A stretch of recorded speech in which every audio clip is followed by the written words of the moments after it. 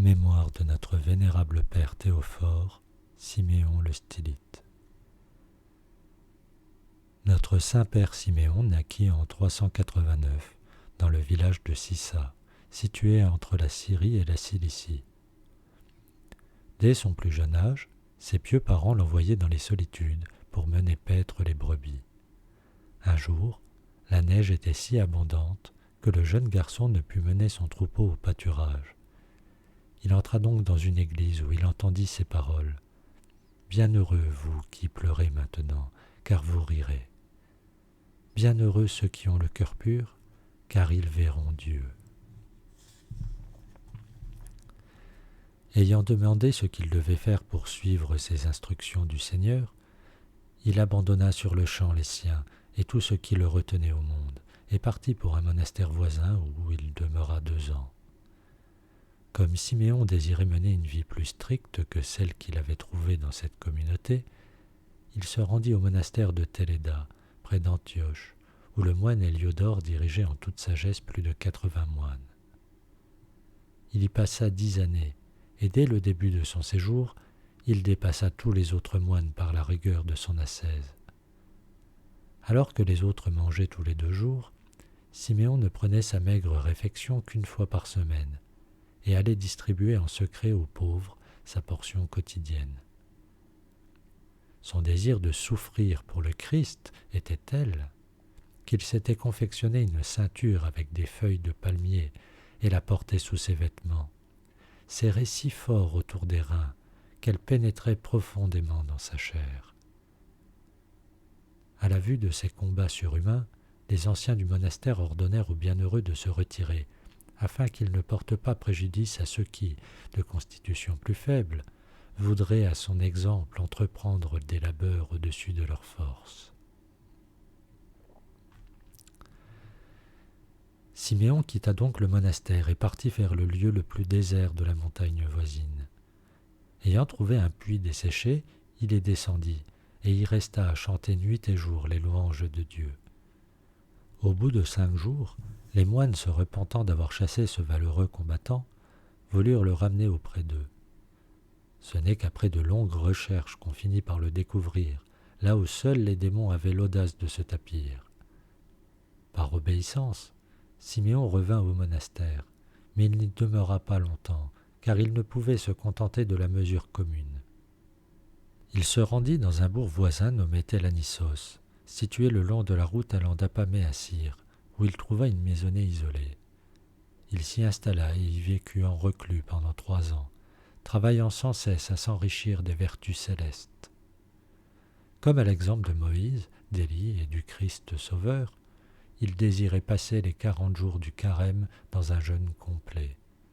Il demanda à son ami Bassos de murer l'entrée de sa retraite.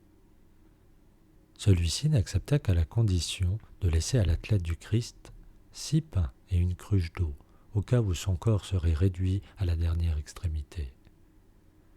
Les 40 jours passés, Bassos pénétra dans la cellule plein de crainte. Il trouva les pains et l'eau tels qu'il les avait laissés, et le saint étendu immobile sur le sol, si faible qu'il ne pouvait prononcer une parole. Siméon ne reprit quelque force qu'après avoir communié au divin mystère. Depuis lors, exercé par l'habitude, il passait tous les carêmes sans rien manger, et, fortifié par la grâce, il restait debout pendant tout ce temps, rempli d'une gaieté incomparable. Après avoir passé 3 ans dans cette cellule, il monta au sommet d'une colline et demanda à y être attaché à une lourde chaîne fixée à un rocher.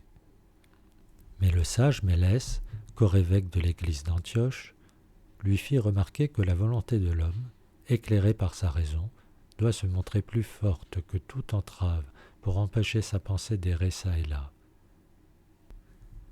Siméon, convaincu par cet argument et sachant que l'ascèse n'est louable que dans la mesure où elle restaure dans sa beauté originelle l'image de Dieu déposée dans notre nature, obéit au hiérarque et fit rompre ses liens. 2 gros vers sortirent alors des plaies provoquées par la chaîne, manifestant que le saint faisait en tout point preuve d'une patience égale à celle des martyrs et même supérieur s'il est possible, car c'est lui-même qui volontairement s'appliquait ces tourments pour l'amour du Christ.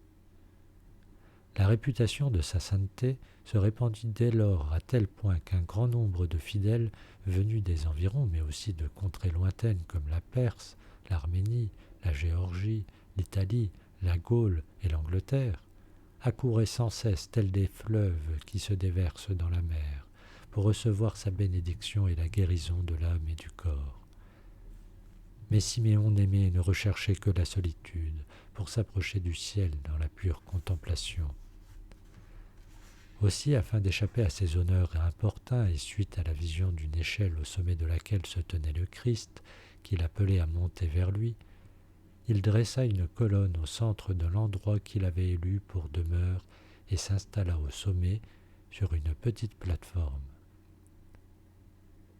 Il édifia d'abord une colonne de 6 coudées, soit environ 2,50 m, puis une seconde de 12, une troisième de 22, et enfin il demeura au sommet d'une colonne de plus de 36 coudées, soit 16 mètres, où il se tint debout jusqu'à sa mort, vivant ainsi plus proche du ciel que de la terre. Ces résidences de plus en plus élevées étaient le signe visible des ascensions de son âme dans la lumière de Dieu. Exposé de cette manière ainsi à la vue de tous, telle une lampe brillant sur un candélabre, Siméon attirait à lui encore plus de monde et illuminait des rayons de la foi les foules de barbares, venus contempler ce spectacle étrange. Pour canaliser cet afflux de visiteurs, les disciples du saint bâtirent un mur de clôture autour de la colonne, précédé d'une petite cour. C'est de cet enclos que le monastère tira son nom de Mandra. Du haut de sa colonne, seul avec Dieu, le saint ne cessait d'être l'instrument de la miséricorde divine. Il accomplissait un grand nombre de miracles et de guérisons, prédisait des calamités naturelles et était pour tous un havre de salut et de consolation spirituelle. Crucifié au monde et ne sachant rien de sa vie, saint Siméon s'offrait, selon la parole de l'apôtre, en spectacle aux anges et aux hommes.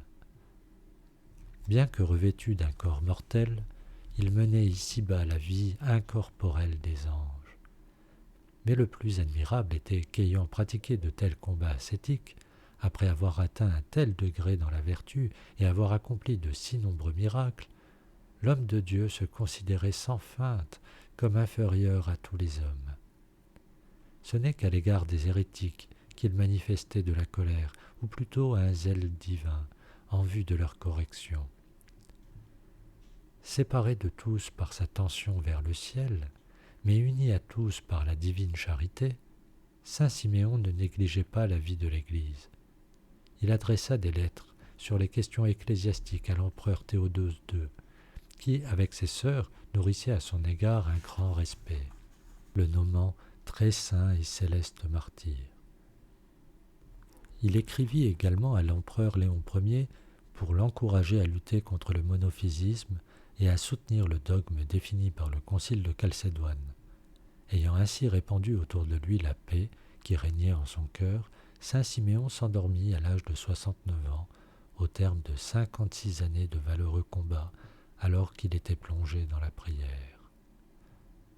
Peu de temps après, l'archevêque d'Antioche Martyrios, venu sur les lieux avec de nombreux évêques, déposa le corps du saint sur un char pour le transporter à Antioche, sous escorte militaire commandée par le général Ardaburios. La précieuse relique était accompagnée d'une foule immense tenant des flambeaux et l'encensant à son passage. Au terme d'une procession qui mit 5 jours pour parcourir la distance de 75 kilomètres, elle fut déposée dans la grande église bâtie par saint Constantin le Grand. Elle fut ensuite transférée dans un vaste martyrium, spécialement construit pour la recevoir, où elle accomplit de nombreux miracles pour ceux qui s'en approchaient avec foi. En 468 ou 474, à la demande de saint Daniel le Stylite, l'émule des exploits de Siméon, l'empereur Léon Ier fit procéder au transfert des reliques du saint à Constantinople. une église fut édifiée non loin de la colonne de Saint-Daniel pour les abriter, où de nombreux miracles s'accomplirent aussitôt. Le monastère de Mandra connut quant à lui une extraordinaire expansion. En 480, on édifia 4 basiliques, formant une croix autour de la colonne de Saint-Siméon, au-dessus de laquelle, chaque année, le jour de sa mémoire, apparaissait un astre immense. Ce monastère, le plus vaste centre de pèlerinage de l'Orient à cette époque, tomba cependant aux mains des monophysites, puis fut détruit par les Arabes. Par les prières de tes saints, Seigneur Jésus-Christ, aie pitié de nous. Amen.